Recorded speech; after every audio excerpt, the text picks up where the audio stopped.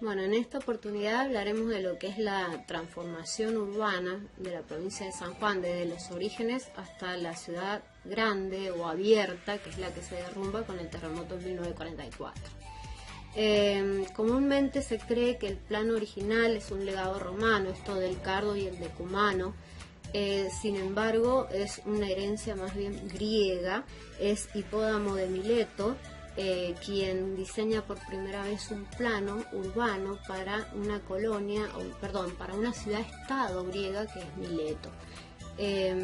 Esto de las calles rectas, Cardo, decumano, que se cortan en una manzana y que conforman un tipo de cuadrícula, resultó ser un plano muy efectivo. ¿Por qué? Porque permitía una mayor funcionalidad de las sociedades y a su vez esto impulsaba el desarrollo de las mismas.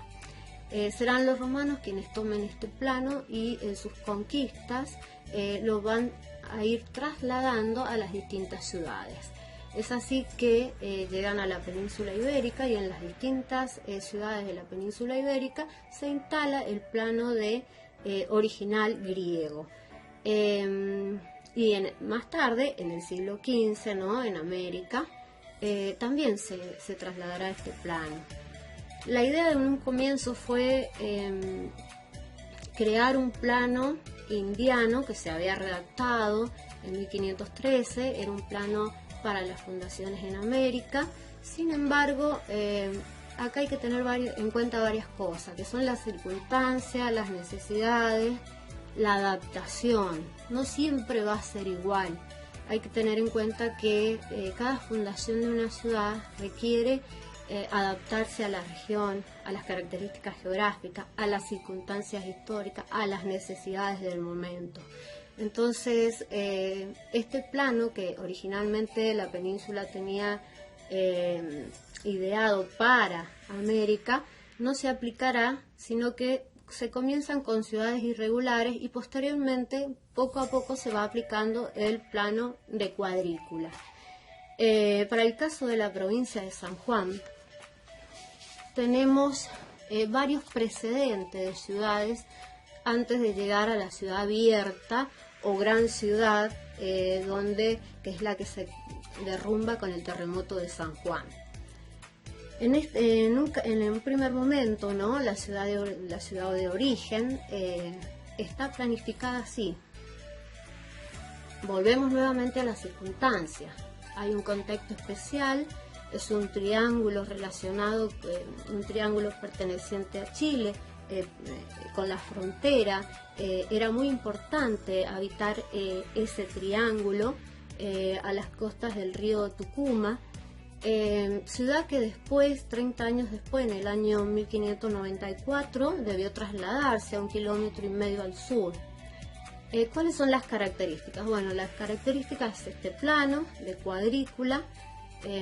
Vamos a hablar muy generalmente, donde se va a destacar la iglesia matriz hacia el oeste, después el cabildo hacia el este, y la iglesia de Santa Ana hacia el sur.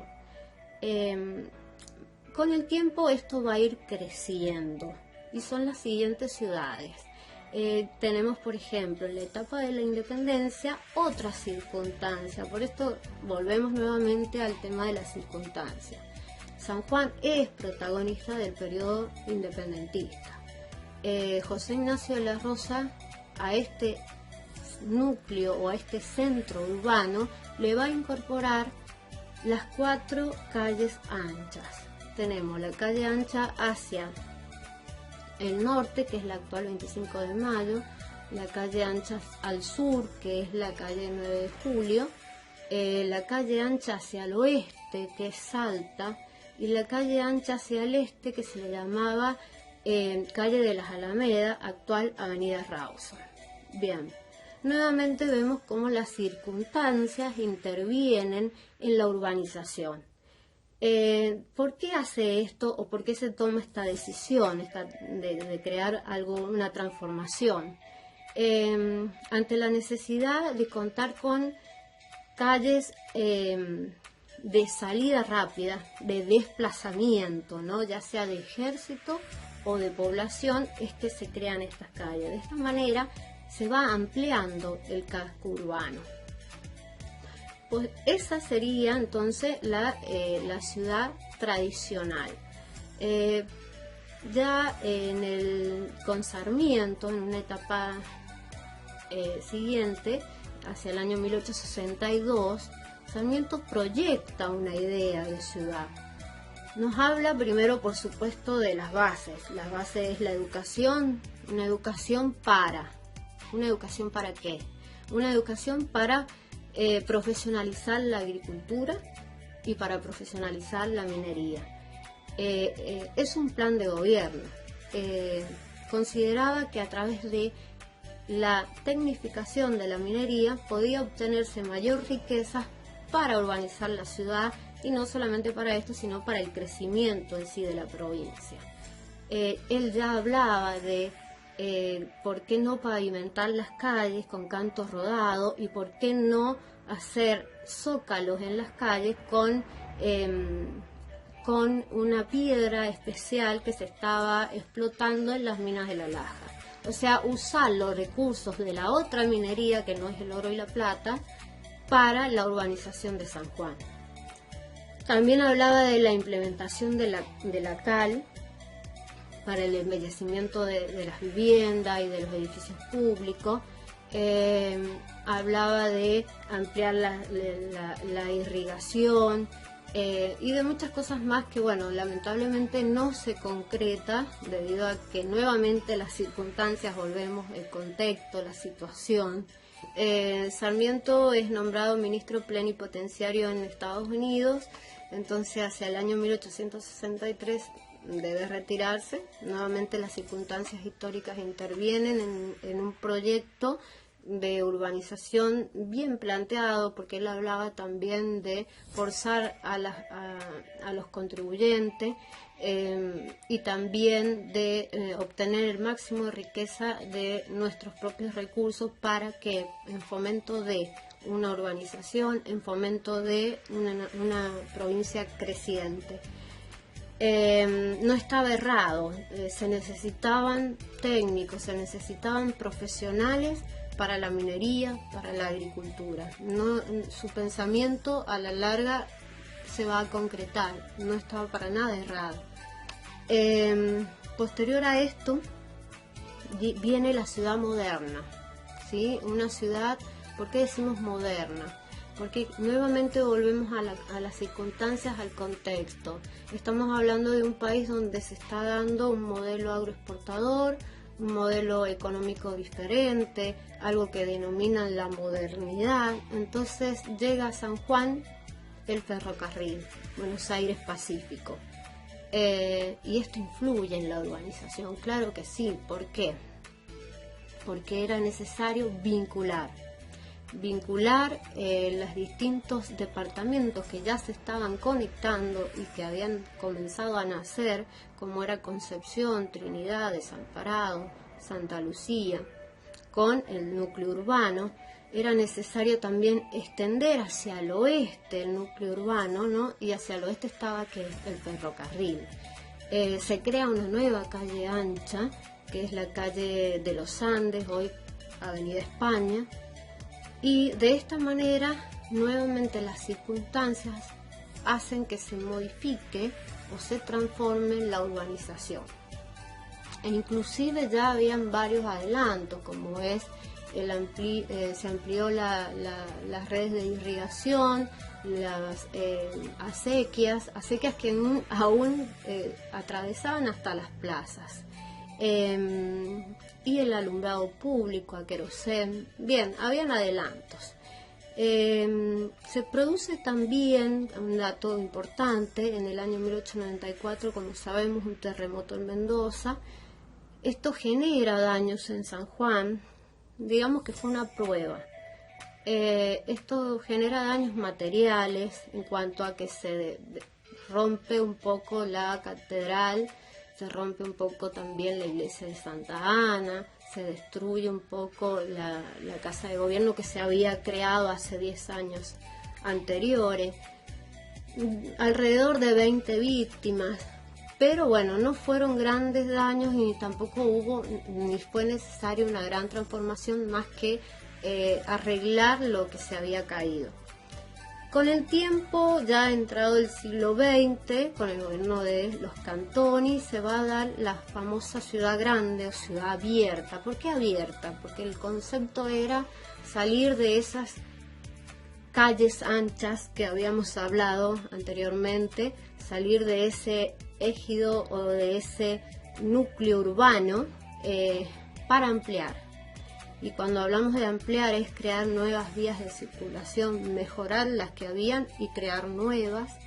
Se mejoraron inclusive hasta el límite con Mendoza, con la provincia de San Luis, y se proyectó, esto es muy importante, se proyectó el camino a Chile.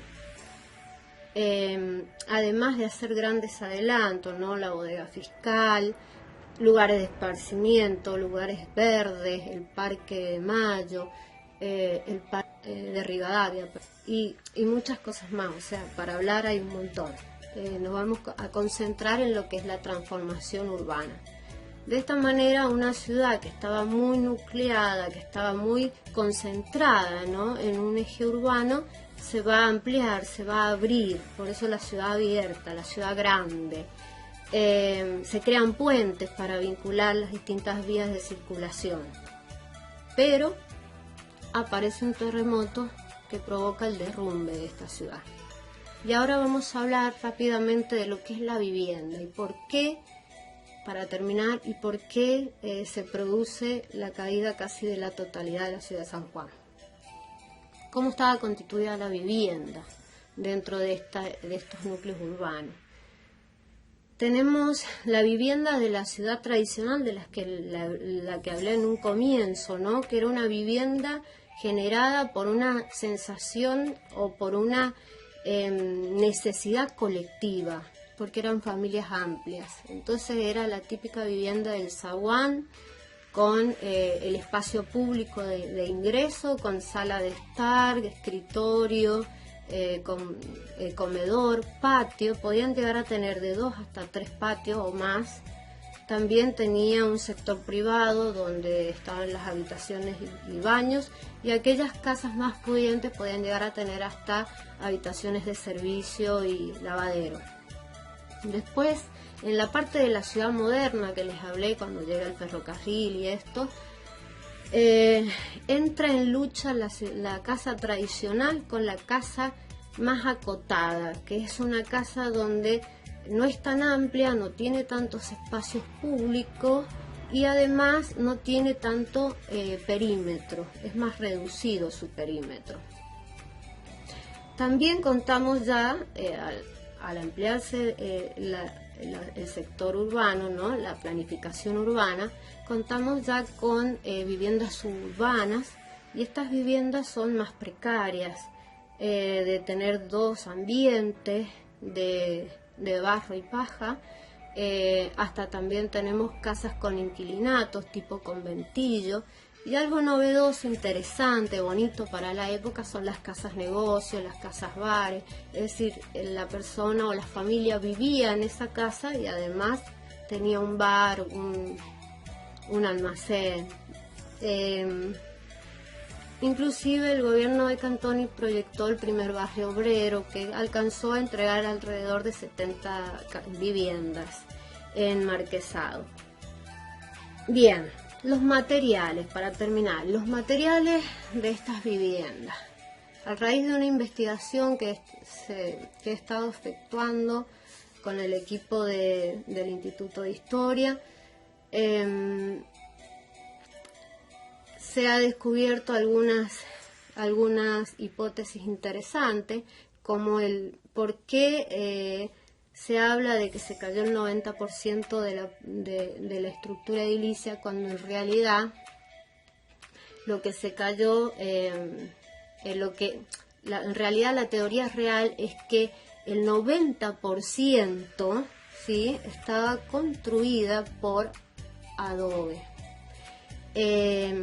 Vienen distintos especialistas de otras provincias, como el señor Castellano, que viene de la Universidad del Litoral, un geólogo, director del Instituto de Geología de la Universidad del Litoral, y en sus observaciones nos dice que eran paredes de entre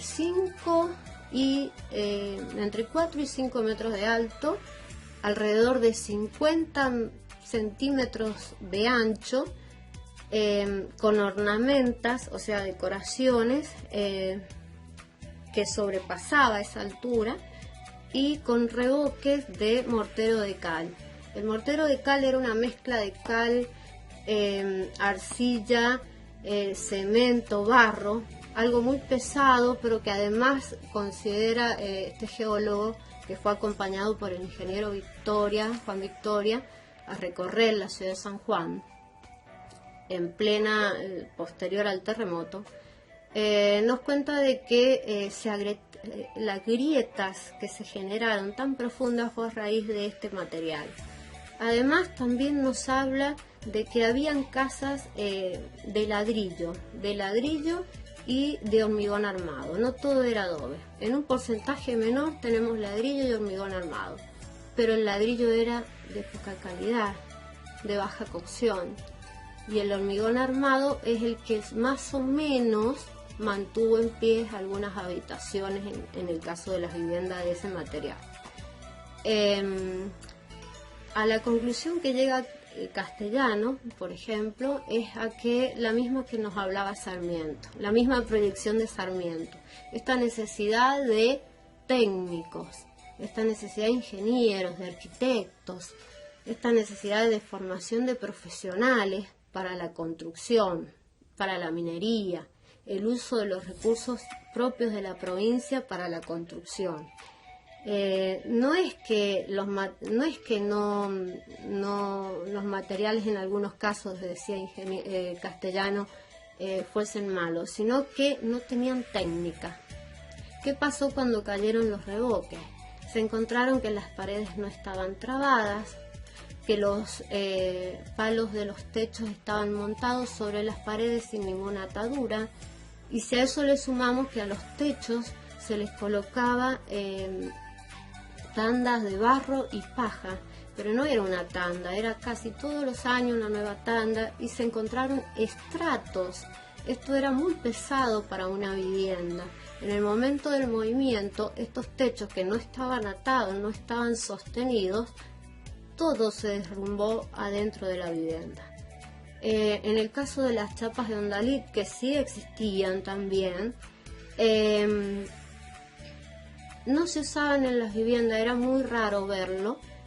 Por lo general estaban en las iglesias y en los galpones. Los techos que tal vez llegaron a salvarse eran los de 2 aguas, pero en realidad eran muy pesados la capa de barro y paja que se le colocaba arriba para conservar la humedad, la frescura. Bueno, esto generó también un doble peso y que se forzara la estructura. Los cimientos también estaban socavados por la humedad, mal hechos, mal fraguados, y todo esto generó que, no que se cayera todo, pero que sí se cayeran partes de cada construcción o cada edificación. Esto motivó a que se derrumbara el 90% de la ciudad de San Juan. Volvemos nuevamente a la idea de Sarmiento. Era necesario entonces una profesionalización, la formación para el trabajo. Eran necesarios técnicos, eran necesarios ingenieros, eran necesarios arquitectos para la construcción.